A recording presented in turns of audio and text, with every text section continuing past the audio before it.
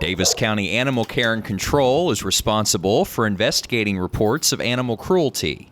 Last June, the department was able to rescue several horses, dogs, and goats from a farm on Macedonia Road.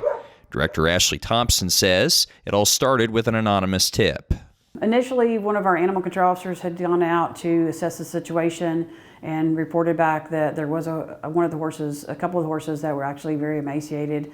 So we were able to get a search warrant and get that signed and go out with the Sheriff's Department here to find out what's going on. And after talking to the owners, we decided to go ahead and seize those animals because there was no food on the property and several of the animals had not been fed for days. Sheriff's Deputy Logan Burnett on what he saw that day. There were a number of horses. One was stuck under, it looked like a makeshift wood shed overhang. He was stuck under there. There's no telling how long that horse was stuck under there. Every animal, the ribs, the hip bones, everything was easily visible. A couple of the dogs, they had flies all around them. There were multiple visible lacerations on the ears from the constant flies, the bugs. The water had a substantial amount of mold in it, all kinds of debris. Just the entire property, nothing was suitable whatsoever for the animals. Since June, the case has gone to court, with the owner pleading guilty to 14 counts of animal cruelty. John Burlew is the county attorney. This is one of the most serious animal cruelty cases I've ever seen. And I can tell you that the defendant is going to serve 180 days in jail, which is going to begin, I believe, on April 1st. It's going to be a consecutive 180 days.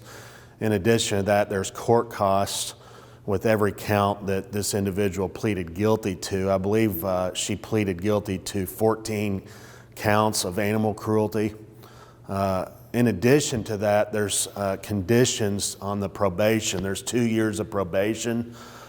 This individual's not to own any animals during that time. She's forfeited any animals that she did have in her possession. And there's significant criminal restitution. I believe there's over $16,000 that my office will be collecting for animal control. All of the animals were signed over to the shelter in January. Recently, the last 2 dogs were adopted. Volunteer David Condon introduces us to Rocky. So this is what our walks are like. A few steps, then we turn around and get a hug. He's not too interested in toys in the play yard.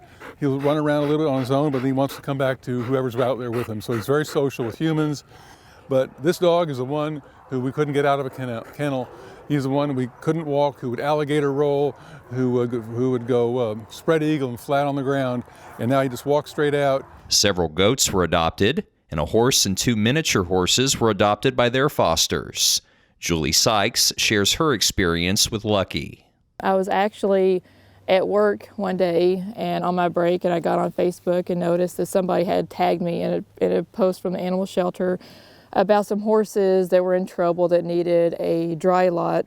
And we had a field that was empty that was kind of ate down to nothing. So these guys were very starved.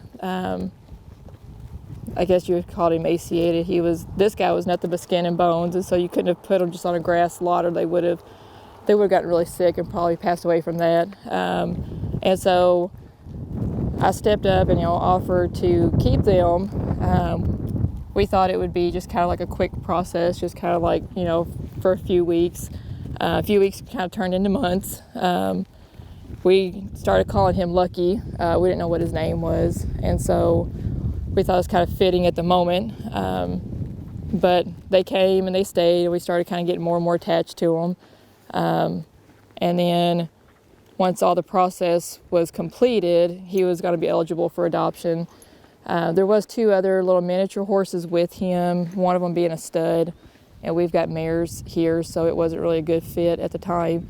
So he went to a different foster, and he stayed here, and he's come a long way in his process, where when they first got here, you couldn't hardly even touch them. They were just scared to death. He would kick, he would bite, he would strike out. didn't want you to get close to him.